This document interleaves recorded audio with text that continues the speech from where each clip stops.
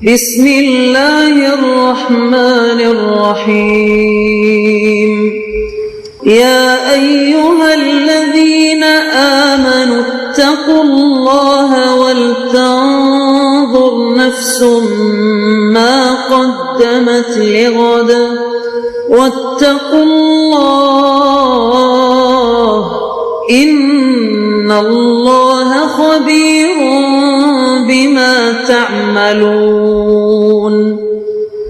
اے ایمان والو، اللہ سے ڈرتے رہو اور ہر شخص کو دیکھنا چاہیے کہ اس نے کل یعنی آخرت کے لیے کیا سامان بھیجا ہے، اور ہم پھر کہتے ہیں کہ اللہ سے ڈرتے رہو، بے شک اللہ تمہارے سب اعمال سے خبردار ہے۔ بسم اللہ الرحمن الرحیم الحمد للہ رب العالمین والصلاة والسلام على اشرف الانبیاء والمرسلین وعلى آلہ واصحابہ اجمعین ومن تبعہم باحسان الى یوم الدین۔ قابل صد احترام حضرات شائقین و شائقات سچا پیغام، السلام علیکم ورحمۃ اللہ وبرکاتہ۔ آج کی محفل میراث النبی کے نورانی پروگرام میں آپ کا استقبال ہے۔ اہلا و سہلا مرحبا۔ ہم آپ تمام حضرات و مستورات کا خیر مقدم کرتے ہیں۔ محترم حضرات و خواتین، تعلیم کا آغاز ہو رہا ہے۔ سب سے پہلے آداب تعلیم کا لحاظ کرتے ہوئے تعلیم کی طرف متوجہ ہو جائیں۔ پورے دھیان سے سننا، عمل کی نیت سے سننا اور تبلیغ کی نیت سے سننا، یعنی سنی ہوئی باتیں دوسروں تک پہنچانے کے جذبے سے سننا چند خاص آداب تعلیم ہیں۔ امید ہے کہ آپ حضرات ان آداب کا ضرور خیال رکھیں گے۔ جزاکم اللہ۔ بسم اللہ الرحمن الرحیم۔ رسول اکرم صلی اللہ علیہ وسلم کے بلند پایہ اخلاق۔ حضرت انس رضی اللہ عنہ فرماتے ہیں، میں نے کوئی آدمی نہیں دیکھا کہ اس نے اپنا منہ آپ کے کان پر رکھا ہو اور آپ نے اپنا سر ہٹا لیا ہو، یہاں تک کہ وہی آدمی پہلے اپنا سر ہٹاتا تھا، اور میں نے کوئی آدمی نہیں دیکھا کہ اس نے آپ کا ہاتھ پکڑا ہو اور آپ نے اس کا ہاتھ چھوڑ دیا ہو، یہاں تک کہ خود اپنا ہاتھ وہ آدمی چھڑا لیتا تھا۔ حضرت عائشہ صدیقہ رضی اللہ عنہ فرماتی ہیں، رسول اکرم صلی اللہ علیہ وسلم نے کبھی کسی کو اپنے ہاتھ سے نہیں مارا، اور نہ ہی کسی عورت کو اور نہ ہی کسی خادم کو، سوائے اس کے کہ اللہ کے راستے میں جو جہاد کیا جاتا ہے، اور جس نے بھی آپ صلی اللہ علیہ وسلم کو کوئی تکلیف پہنچائی تو آپ صلی اللہ علیہ وسلم نے اس سے بدلہ نہیں لیا، سوائے اس کے کہ جس نے اللہ کے حکم کی خلاف ورزی کی تو آپ نے اللہ ہی کے لیے اس سے انتقام لیا، بدلہ لیا۔ حضرت زید بن ثابت رضی اللہ عنہ بیان کرتے ہیں، جب رسول اکرم صلی اللہ علیہ وسلم پر وحی نازل ہوتی تو آپ صلی اللہ علیہ وسلم مجھے بلواتے اور میں آ کر وحی لکھتا، اور ہم جب دنیا کا ذکر کرتے تو آپ ہمارے ساتھ دنیا کا ذکر کرتے، اور جب ہم آخرت کا ذکر کرتے تو آپ صلی اللہ علیہ وسلم ہمارے ساتھ آخرت کا ذکر کرتے، اور جب ہم کھانے کا ذکر کرتے تو آپ صلی اللہ علیہ وسلم ہمارے ساتھ کھانے کا ذکر کرتے۔ حضرت حسین ابن علی رضی اللہ عنہ بیان کرتے ہیں، میں نے اپنے والد سے رسول اکرم صلی اللہ علیہ وسلم کی اپنے ہم نشینوں کے ساتھ سیرت کے بارے میں سوال کیا تو انہوں نے کہا، رسول اکرم صلی اللہ علیہ وسلم کے چہرے پر ہمیشہ بشاشت رہتی تھی، آپ بہت نرم مزاج کے تھے، آپ سے بات کرنا بہت آسان تھا، آپ بد مزاج اور سخت دل نہ تھے، نہ بدگفتار تھے، نہ لوگوں کی عیوب بیان کرتے تھے، نہ بخیلی کرتے تھے، فضول باتوں کی طرف توجہ نہیں کرتے تھے۔ جو آدمی آپ کے پاس کوئی امید لے کر آتا تو آپ اس کو مایوس نہیں کرتے تھے، اور کسی کو نامراد نہیں کرتے تھے، آپ نے اپنے لیے 3 چیزوں کو چھوڑ دیا تھا۔ آپ صلی اللہ علیہ وسلم بحث و تکرار، زیادہ باتوں اور بے مقصد کاموں میں نہیں پڑتے تھے، اور آپ صلی اللہ علیہ وسلم نے لوگوں کے لیے بھی 3 چیزوں کو چھوڑ دیا تھا۔ آپ کسی آدمی کی برائی نہیں کرتے تھے اور نہ اس کے عیوب نکالتے تھے اور نہ کسی کی پوشیدہ چیز معلوم کرتے تھے، اور صرف اسی معاملے میں بات کرتے تھے جس میں آپ کو ثواب کی امید ہوتی تھی۔ اور جب آپ صلی اللہ علیہ وسلم گفتگو فرماتے تو آپ کے ہم مجلس اس طرح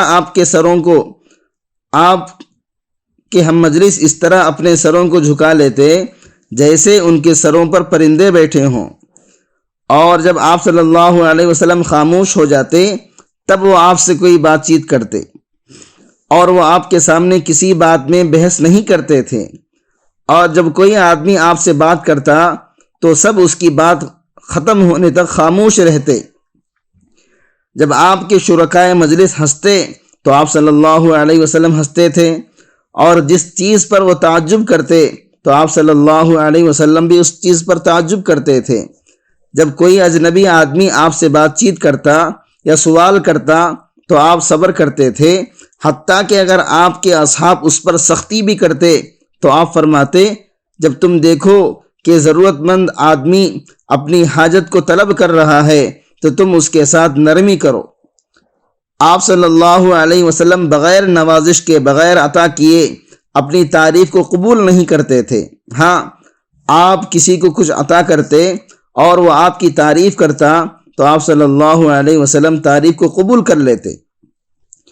آپ کسی کے کلام کو منقطع نہیں کرتے تھے، حتیٰ کہ وہ آدمی حق سے تجاوز کرتا تو پھر اس کی بات کاٹ کر اس کو روکتے یا اٹھ کر چلے جاتے۔ محترم ناظرین کرام، اس دینی اور ایمانی بیان کو سننے کے دوران ہی اس کو لائک کر دیجئے اور شیئر بھی کر دیجئے تاکہ دوسرے بھی اس سے فائدہ اٹھا سکیں۔ اللہ آپ کو جزائے خیر۔ حضرت سعد ابن ہشام کہتے ہیں، میں ام المؤمنین حضرت عائشہ صدیقہ رضی اللہ عنہا سے آپ صلی اللہ علیہ وسلم کے اخلاق کے بارے میں پوچھا۔ حضرت عائشہ رضی اللہ عنہا نے فرمایا، کیا تم قرآن کریم نہیں پڑھتے؟ میں نے کہا جی ہاں پڑھتا ہوں۔ فرمانے لگیں، آپ صلی اللہ علیہ وسلم کے اخلاق قرآن کے عین مطابق تھے۔ حضرت انس رضی اللہ عنہ فرماتے ہیں کہ نبی اکرم صلی اللہ علیہ وسلم لوگوں میں سب سے زیادہ با اخلاق تھے۔ ایک روز آپ صلی اللہ علیہ وسلم نے مجھے کسی کام سے بھیجا تو میں نے کہا، اللہ کی قسم میں نہیں جاؤں گا، حالانکہ میرے دل میں تھا کہ حضور صلی اللہ علیہ وسلم نے جو کام مجھے کہا ہے اس کے لیے ضرور جاؤں گا۔ پس میں کام کرنے کے لیے نکلا تو چند بچوں پر سے میرا گزر ہوا جو بازار میں کھیل رہے تھے۔ پس اچانک رسول اکرم صلی اللہ علیہ وسلم نے میرے پیچھے سے میری گردن پکڑ لی۔ میں نے آپ کی طرف دیکھا تو آپ صلی اللہ علیہ وسلم مسکرا رہے تھے۔ آپ نے فرمایا، اے انس، جہاں جانے کا میں نے تجھ کو حکم دیا ہے وہاں جاؤ۔ میں نے کہا جی ہاں، اچھا جاتا ہوں اے اللہ کے نبی۔ حضرت انس رضی اللہ عنہ فرماتے ہیں، اللہ کی قسم میں نے آپ صلی اللہ علیہ وسلم کی 7 سال یا فرمایا کہ 9 سال تک خدمت کی۔ مجھے نہیں معلوم کہ آپ نے کبھی کسی کام کے لیے جو میں نے کیا ہو فرمایا کہ تم نے ایسا ایسا کیوں کیا، اور نہ ہی اس کام کے لیے جسے میں نے چھوڑ دیا ہو یوں فرمایا ہو کہ ایسا تم نے کیوں نہیں کیا۔ حضرت عروہ ابن زبیر رضی اللہ عنہ فرماتے ہیں کہ ابو طالب کا انتقال ہو گیا۔ کفار قریش کی طرف سے حضور صلی اللہ علیہ وسلم پر تکلیفیں اور سختیاں اور زیادہ بڑھ گئیں۔ آپ صلی اللہ علیہ وسلم قبیلہ ثقیف کے پاس اس امید پر تشریف لے گئے کہ وہ آپ کو اپنے یہاں ٹھہرا لیں گے اور آپ صلی اللہ علیہ وسلم کی مدد کریں گے۔ آپ نے دیکھا کہ قبیلہ ثقیف کے 3 سردار ہیں جو کہ آپس میں بھائی ہیں، عبد یالیل ابن عمر، حبیب ابن عمر اور مسعود ابن عمر۔ آپ نے اپنے آپ کو ان پر پیش کیا اور ان لوگوں سے تکلیفوں کی اور اپنی قوم کی بے حرمتی کرنے کی شکایت کی۔ ان میں سے ایک نے کہا، اگر اللہ تعالیٰ نے آپ کو کچھ دے کر بھیجا ہو تو میں کعبے کے پردوں کی چوری کروں؟ یعنی اللہ تعالیٰ نے آپ کو کچھ دے کر نہیں بھیجا ہے۔ دوسرے نے کہا اس مجلس کے بعد میں آپ سے کبھی بھی کوئی بات نہیں کروں گا، کیونکہ اگر آپ واقعی رسول ہیں تو آپ کا مقام اس سے بہت اونچا ہے کہ مجھ جیسا آدمی آپ سے بات چیت کرے۔ تیسرے نے کہا رسول بنانے کے لیے آپ ہی رہ گئے تھے، کیا اللہ تعالیٰ آپ کے علاوہ کسی اور کو رسول نہیں بنا سکتا تھا؟ اور آپ نے ان سے جو گفتگو فرمائی وہ انہوں نے سارے قبیلے میں پھیلا دی، اور وہ سب جمع ہو کر حضور صلی اللہ علیہ وسلم کا مذاق اڑانے لگے، اور آپ کے راستے پر دو صفیں بنا کر بیٹھ گئے، اور انہوں نے اپنے ہاتھوں میں پتھر لے لیے، اور آپ صلی اللہ علیہ وسلم جو بھی قدم اٹھاتے یا رکھتے اسے پتھر مارتے، آپ کا مذاق اڑاتے۔ جب آپ صلی اللہ علیہ وسلم ان کی صفوں سے آگے نکل گئے اور ان کافروں سے چھٹکارا پایا تو آپ کے دونوں قدم مبارک سے خون بہہ رہا تھا۔ آپ صلی اللہ علیہ وسلم ان لوگوں کے ایک انگور کے باغ میں چلے گئے اور ایک انگور کے بیل کے نیچے سائے میں بیٹھ گئے۔ آپ بہت غمگین اور رنجیدہ اور دکھی اور تکلیف زدہ تھے، آپ کے دونوں قدموں سے خون بہہ رہا تھا۔ اس وقت یہ دعا مانگی، اے اللہ تجھ ہی سے شکایت کرتا ہوں اپنی کمزوری اور لوگوں میں ذلت اور رسوائی کی۔ اے ارحم الراحمین، تو ارحم الراحمین ہے، تو مجھے کس کے حوالے کرتا ہے؟ کسی ایسے دشمن کے جو مجھے دیکھ کر تش روح ہوتا ہے اور منہ چڑھاتا ہے، یا ایسے رشتہ دار کے جس کو تو نے مجھ پر قابو دے دیا؟ اے اللہ اگر تو مجھ سے ناراض نہیں تو مجھے کسی کی بھی پرواہ نہیں ہے، تیری حفاظت مجھے کافی ہے۔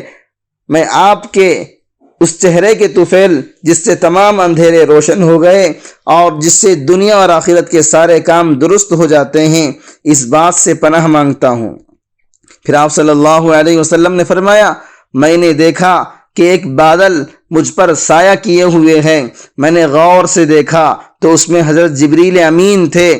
انہوں نے مجھے آواز دی اور کہا اللہ تعالیٰ نے آپ کی قوم کی وہ گفتگو جو آپ سے ہوئی سنی اور ان کے جوابات سنے، اور ایک فرشتے کو جس کے متعلق پہاڑوں کی خدمت ہے آپ کے پاس بھیجا ہے۔ آپ ان کفار کے بارے میں جو چاہیں اسے حکم دیں۔ اس کے بعد پہاڑوں کے فرشتے نے مجھے آواز دے کر سلام کیا اور عرض کیا اے محمد، آپ نے جو حضرت جبریل سے سنا ہے وہ بالکل ٹھیک ہے، آپ کیا چاہتے ہیں؟ اگر آپ ارشاد فرما دیں تو میں مکے کے دونوں پہاڑوں ابو قبیس اور حمر کو ان پر ملا دوں جس سے سب درمیان میں کچل جائیں۔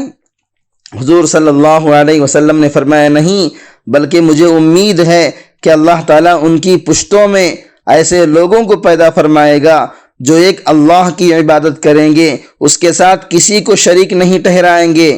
یہ ہے اخلاق عظیمہ۔ طائف کے لوگوں نے کتنی ہی تکالیف پہنچائی اور آپ صلی اللہ علیہ وسلم نے بجائے بد دعا کرنے کے سب کے لیے ہدایت کی دعا فرمائی۔ کفارہ مجلس کی دعا پڑھ لیجئے۔ سبحانک اللہم و بحمدک، اشہد ان لا الہ الا انت، استغفرک و اتوب الیک۔